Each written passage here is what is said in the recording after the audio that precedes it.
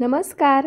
आज आपण गरमीमध्ये पोटाला थंडावा देणारा, सकाळच्या नाश्त्यापासून रात्रीच्या जेवणापर्यंत कधीही बनवून खाऊ शकता असा पोटभरीचा पदार्थ बनवतोय. फक्त 15 मिनिटात बनवून तयार होतो आणि चवीला इतका जबरदस्त लागतो. घरचे सकाळच्या नाश्त्यापासून रात्रीच्या जेवणापर्यंत जरी तुम्ही हेच बनवून दिलं ना तरी अगदी आवडीनं खातील. त्यासाठी सर्वात आधी इथं मी मिक्सरचं भांडं घेतले. आता यामध्ये 1 वाटी इथे मी भाजकी डाळ घेतली आहे. बऱ्याच ठिकाणी याला डाळवं सुद्धा म्हटलं जातं. आता ही भाजकी डाळ मिक्सरच्या भांड्यामध्ये काढून घ्यायची. तर इथे सर्व डाळवं मी मिक्सरच्या भांड्यामध्ये काढून घेतले. आता हे मिक्सरला फिरवून याची एकदम बारीक अशी पावडर तयार करून घ्यायची. तर इथे पहा, सर्व डाळवं मी मिक्सरला फिरवून घेतलं आहे. एकदम बारीक अशी याची पावडर तयार झाली आहे, म्हणजे पीठ तयार झाले. आता थोडेफार मोठे कण यामध्ये राहिले तरी चालतील, काही हरकत नाही. पण हे तयार झालेलं पीठ मी चाळून घेणार नाहीये, असंच वापरायचं आहे. तर इथे आपलं डाळव्यापासून पीठ तयार करून घेऊन झाले. आता आपण राहिलेली तयारी करून घेऊयात. तर आता पुढची तयारी करण्याआधी इथे मी पीठ मळून घेणार आहे. त्यासाठी इथे एका बाउलमध्ये मी 2 वाटी गव्हाचं स्वच्छ चाळून घेतलेलं पीठ घेतलंय. आता यामध्ये बाइंडिंग छान यावं यासाठी 4 चमचे इतकं बेसनपीठ घालायचं. या ठिकाणी मी पोहे खायच्या चमच्याने बेसनपीठ मोजून घेतले. चवीनुसार मीठ घालायचं. सर्व साहित्य एकसारखं मिक्स करून घ्यायचं. तर इथे पहा, सर्व साहित्य मी छान एकसारखं मिक्स करून घेतले. आता यामध्ये लागेल असं पाणी घालायचं आणि आपण चपातीसाठी जसं पीठ मळतो ना त्यापेक्षा थोडंसं सैलसर असं हे पीठ आपल्याला मळून घ्यायचं आहे. लक्षात ठेवा, पीठ जास्त घट्टसर मळायचं नाहीये किंवा आपण चपातीसाठी मळतो ना तसं सुद्धा मळायचं नाही. त्यापेक्षा थोडंसं सैलसरच मळून घ्यायचं. तर इथे मी लागेल असं थोडं थोडं पाणी घालून चपातीसाठी मळतो त्यापेक्षा थोडंसं सैलसर पीठ मळून घेतलंय. त्यानंतर मळून घेतलेल्या पिठाला सर्व बाजूनी तेल लावून घ्यायचं. त्यासाठी इथे मी 1 चमचाभर तेल हातावरती घेतले.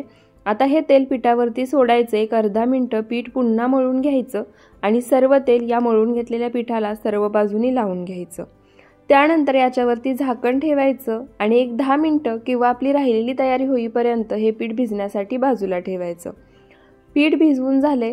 आता आपण स्टफिंग तयार करून घेऊयात. त्यासाठी इथे मी बाउल घेतलाय. आता यामध्ये जे डाळव्याचं पीठ आपण तयार करून घेतलं होतं ते काढून घेऊयात. तर या ठिकाणी मी तयार केलेल्या सर्व पिठाचा वापर करणार आहे. त्यानंतर इथे मी 2 मध्यम आकाराचे कांदे एकदम बारीक चिरून घेतले आहेत ते घालायचे. कांदा चॉपरला चॉप करून घ्यायची काहीही गरज नाहीये, हातानेच बारीक कापून घ्या. त्यानंतर आता यामध्ये इथे मी 4 हिरव्या मिरच्या एकदम बारीक चिरून घेतल्या आहेत त्या घालायच्या. सोबतच इथे मी 1 मूठभर हिरवी कोथिंबीर बारीक चिरून घेतली आहे ती सुद्धा घालायची. कांदा आणि कोथिंबीर यामध्ये नक्की घाला, यामुळे या पदार्थाला चव खूप छान येते. त्यानंतर आता यामध्ये काही पावडर मसाले घालायचे. त्यामध्ये 1 छोटा अर्धा चमचा हळद, अर्धा चमचा काश्मीरी लाल मिरची पावडर, अर्धा चमचा धणे पावडर, अर्धा चमचा या ठिकाणी मी गरम मसाला घेतलाय तो घालायचा आणि यामध्ये 1 छोटा चमचा आमचूर पावडर घालायची. आमचूर पावडर नसेल तर अर्ध्या लिंबाचा रस घालू शकता आणि चवीनुसार मीठ घालायचं. आता हे सर्व साहित्य आपण जे डाळव्याचं पीठ तयार करून घेतलंय ना त्यामध्ये मिक्स करून घ्यायचं. चमच्याने जर मिक्स करून घेतलं तर ते व्यवस्थित एकसारखं मिक्स होणार नाही. त्यासाठी इथे मी हात स्वच्छ धुवून घेतले आहेत आणि हातानेच हे मिक्स करून घेणार आहे. आता यामध्ये जसं मी आधीच सांगितलं, तुम्ही या पावडर मसाल्यांपैकी काहीही नाही घातलं, फक्त मीठ घातलं तरी चालेल, पण कांदा आणि कोथिंबीर नक्की घाला, त्यामुळेच खरी चव या पदार्थाला येते. तर इथे पहा, सर्व साहित्य मी छान एकसारखं मिक्स करून घेतलंय. या स्टेपला तुम्ही थोडंसं मिश्रण खाऊन पाहू शकता मीठ बरोबर आहे का, नसेल तर थोडंसं मीठ वाढवलं तरी चालेल. तर इथे स्टफिंग तयार झाले, पीठ भिजते. आता सर्वात आधी आपण या ठिकाणी एक दह्याची चटणी बनवून घेऊयात. त्यासाठी इथे मी 1 मोठी वाटी इतकं दही घेतले. दही आपल्याला इथे छान असं फेटून घ्यायचंय. तर इथे पहा, 1 मिनिटभर दही मी छान असं फेटून घेतले. तुम्ही दह्याचं टेक्स्चर पाहू शकता, छान क्रीमी तयार झाले. त्यानंतर आता यामध्ये इथे मी 1 अर्धी वाटी इतकं पाणी घालणार आहे, कारण दही जास्तच घट्टसर वाटते. पाणी घातल्यानंतर पुन्हा एकदा दही एकसारखं या पाण्यासोबत आपण मिक्स करून घेऊयात. तर इथे पाण्यासोबत दही छान एकसारखं मिक्स झाले. त्यानंतर आता यामध्ये राहिलेलं साहित्य घालायचं. पण त्याआधी इथे तुम्ही पाहू शकता, हे 4 चमचे मी मिशोवरून मागवले होते. फक्त 75 रुपयेमध्ये हे 4 चमचे मला मिळाले आहेत. तुम्हाला सुद्धा जर घ्यायचे असतील तर डिस्क्रिप्शन बॉक्समध्ये मी लिंक दिली आहे, तिथून तुम्ही हे घेऊ शकता. हे चमचे छान मजबूत आहेत, दिसायला अट्रॅक्टिव्ह दिसतात। त्याचप्रमाणे उन्हाळा सुरू झालाय, तुम्ही मँगो मस्तानी, आईस्क्रीम सर्व काही घरी बनवाल, ते खाण्यासाठी हे चमचे बेस्ट आहेत। त्याचसोबत मसाले जर थोडेफार प्रमाणामध्ये घालायचे असतील तरी सुद्धा हे चमचे तुम्ही मसाले घालण्यासाठी वापरू शकता। आता यामध्ये आपण साहित्य घालून घेऊया। त्यासाठी इथे मी एक छोटा अर्धा चमचा जिरे पावडर, अर्धा चमचा काश्मीरी लाल मिरची पावडर, अर्धा चमचा चाट मसाला, अर्धा चमचा काळं मीठ आणि थोडंसं पांढरं मीठ घातलं आहे, जे साधं आपण रोज जेवण बनवण्यासाठी वापरतो ते। एक बारीक चिरलेली हिरवी मिरची, थोडीशी बारीक चिरलेली कोथिंबीर घालायची आणि इथे मी 2 चमचे बारीक चिरलेला कांदा घेतलाय, तो घालायचा। त्यानंतर आता हे सर्व साहित्य आपण दह्यामध्ये एकसारखं मिक्स करून घेऊयात। तर इथे पहा, दह्यामध्ये सर्व साहित्य मिक्स करून घेण्यासाठी सुद्धा मी याच चमच्याचा वापर करते। तर इथे पहा, सर्व साहित्य दह्यामध्ये छान एकसारखं मिक्स झाले, छान एकजीव झाले आणि इथे आपली छान अशी दह्याची चटणी तयार झाली आहे। आता ही चटणी मी फ्रीजमध्ये ठेवणार आहे, कारण ही चटणी या पदार्थासोबत थंडच छान लागते, पण जर तुम्हाला नसेल ठेवायची, नाही ठेवली तरी सुद्धा चालेल। तर इथे पहा, आपली दह्याची चटणी तयार होईपर्यंत, सारण तयार होईपर्यंत पीठ सुद्धा छान भिजले। या ठिकाणी तुम्ही पाहू शकता पिठाची कन्सिस्टन्सी, त्यासोबतच पीठ मी मळून घेतलं तरी सुद्धा अजिबात हाताला चिटकलेलं नाहीये। सोबतच मी थोडंसं कोरडं पीठ सुद्धा घेतले। आता काय करायचं, थोडंसं कोरडं पीठ हाताला लावायचं, मळून घेतलेल्या पिठातलं थोडंसं पीठ काढून घ्यायचं। आपण चपाती बनवण्यासाठी जेवढा गोळा तयार करतो ना, त्यापेक्षा थोड्याशा लहान आकाराचा गोळा तयार करून घ्यायचा। तयार गोळा कोरड्या पिठामध्ये घोळायचा आणि मध्यम आकाराची याची पारी लाटून घ्यायची। तर इथे पहा, मध्यम आकाराची मी पारी लाटून घेतली आहे।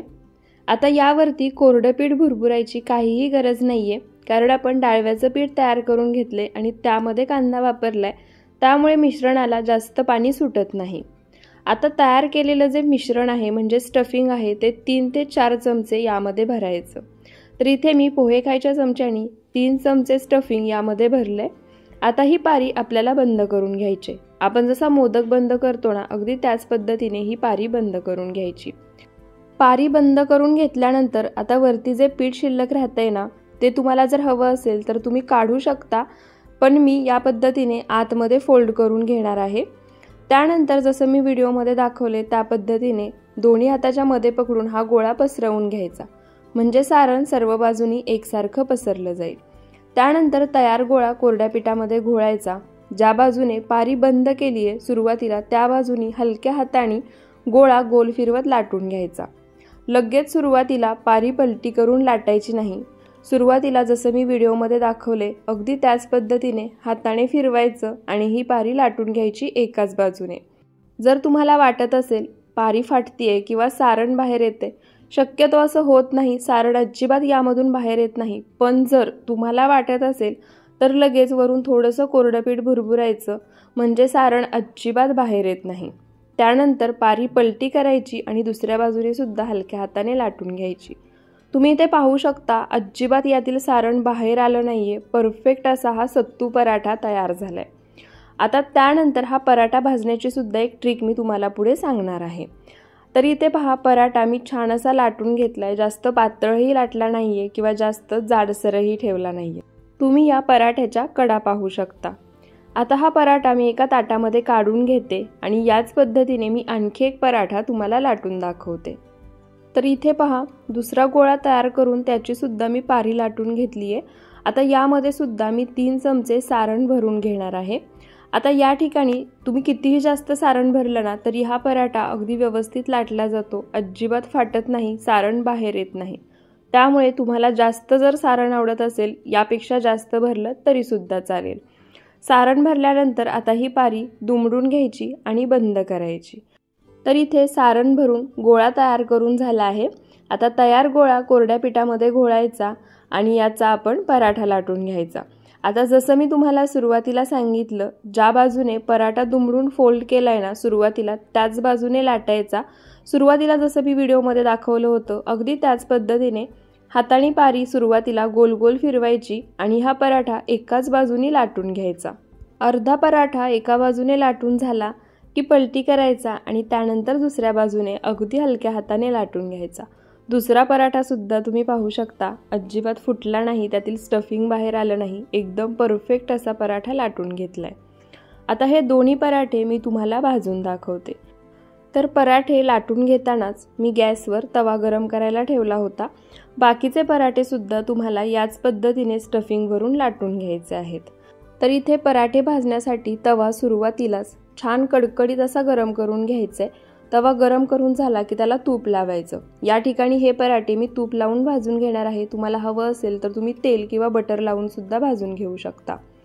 त्यानंतर गॅसचा फ्लेम मीडियम करायचा आणि यावरती लाटून घेतलेला पराठा घालायचा। आता पराठा भाजून घेताना ज्या बाजूने पराठा फोल्ड केला होता किंवा पराठा शेवटी लाटताना जी बाजू खाली होती म्हणजे पोळपाटावर होती तीच बाजू तव्यावरती घालायची। पराठा मध्यम आचेवरती एका बाजूने हलकासा भाजून घेतला की आता गॅसचा फ्लेम मोठा करायचा आणि दुसऱ्या बाजूनेही हलकेसे डाग पडेपर्यंत भाजून घ्यायचा। पराठा भाजून घेताना दोन्ही बाजूनी सुरुवातीला छान खरपूस असा भाजून घ्यायचा। त्यानंतरच तुम्ही तेल, तूप, बटर जे काही लावणार असाल ते लावायचं। जर पराठे भाजून घेताना तुम्ही सुरुवातीलाच तेल, तूप किंवा बटर लावून घेतलं ना तर पराठा छान असा भाजलेला तर दिसतो, पण थंड झाला ना की तो तसाच कच्चा असतो। त्यामुळे लक्षात ठेवा, पराठे भाजून घेताना आपण मोठ्या आचेवरती भाजतोय, त्यामुळे दोन्ही बाजूनी पराठे खरपूस असे भाजून घ्या। त्यानंतरच तेल किंवा तूप लावा। तर इथे मी दोन्ही बाजूनी पराठे छान खरपूस असे भाजून घेतले। त्यानंतर आता दोन्ही बाजूनी पराठ्यांना मी तूप लावून घेणार आहे। पराठ्यांना तूप लावून घेतलं की आता गॅसचा फ्लेम मीडियम करायचा आणि फक्त 1-2 वेळा अलटीपलटी करत हा पराठा दोन्ही बाजूनी पुन्हा एकदा छान खरपूस असा भाजून घ्यायचा। तर इथे पहा, अलटीपलटी करत दोन्ही बाजूनी हा पराठा मी छान असा भाजून घेतलाय। आता हा पराठा आपण काढून घेऊयात। आता पराठे काढून घेताना सुद्धा लक्षात ठेवा, हॉटकेसमध्ये काढायचे नाहीत। अशा पद्धतीने एखादी जाळी घ्यायची आणि त्यावरती काढायचे, म्हणजे पराठ्याला खालच्या बाजूनी पाणी सुटणार नाही। पराठे हलकेसे थंड झाले की त्यानंतर तुम्ही हॉटकेसमध्ये ठेवू शकता। गॅसचा फ्लेम मीडियमच आहे। दुसरा पराठा यावरती घालायचा। पराठा सुरुवातीला मोठ्या आचेवरती भाजलाय, त्यामुळे तवा छान गरम झालाय। आता हा पराठा सुद्धा मी सुरुवातीला मध्यम आचेवरती दोन्ही बाजूनी भाजून घेणार आहे। तर इथे पहा, पराठा दोन्ही बाजूनी मध्यम आचेवर मी छान असा भाजून घेतलाय। आता गॅसचा फ्लेम मोठा करायचा। पराठ्यांना दोन्ही बाजूनी तूप लावून घ्यायचं आणि पुन्हा 1-2 ते 3 वेळा अलटीपलटी करत हा पराठा छान खरपूस असा भाजून घ्यायचा। राहिलेले पराठे सुद्धा अगदी याच पद्धतीने लाटून बनवून पहा। आता या ठिकाणी आपण डाळव्याचं जे पीठ तयार करून घेतलंय ना त्याला सत्तू म्हणतात आणि सत्तू उन्हाळ्यामध्ये आरोग्यासाठी खूपच फायदेशीर असतो, त्यामुळे शरीराला आतून थंडावा मिळतो। आता राहिलेले पराठे सुद्धा मी याच पद्धतीने लाटते आणि भाजून घेते। त्यानंतर आपण ताट वाढून घेऊयात। तर इथे पहा, मस्त थंडगार दह्याची चटणी, त्यासोबत गरमागरम सत्तूचे पराठे, परफेक्ट कॉम्बिनेशन आहे उन्हाळ्यामध्ये। जसं की मी तुम्हाला सांगितलंच होतं, सत्तू हे शरीराला थंडावा देण्याचं काम करतं, त्यामुळे उन्हाळ्यामध्ये सकाळच्या नाश्त्यापासून रात्रीच्या जेवणापर्यंत तुम्ही कधीही हा पदार्थ बनवून खाऊ शकता। उन्हाळ्यामध्ये हे सत्तूचे पराठे तुम्ही कितीही खाल्ले ना तरी अपचन अजिबात होणार नाही आणि शरीराला थकवा सुद्धा जाणवणार नाही। त्यामुळे या उन्हाळ्यात तुम्ही हे सत्तूचे पराठे लहान मुलांपासून मोठ्यांपर्यंत सगळ्यांना बनवून द्या। सर्वजण आवडीने खातील, छान चमचमीत चटपटीत लागतात। आणि जर तुम्हाला असेच रेसिपी व्हिडिओ पाहायचे असतील तर मला कमेंट करून नक्की सांगा। जर व्हिडिओ आवडला असेल तर व्हिडिओला एक लाईक करा, जास्तीत जास्त शेअर करा आणि चॅनलला सबस्क्राईब करायला विसरू नका। पुन्हा भेटूयात अशाच साध्या सोप्या नवीन रेसिपी व्हिडिओसोबत। व्हिडिओ शेवटपर्यंत पाहिल्याबद्दल खूप खूप धन्यवाद।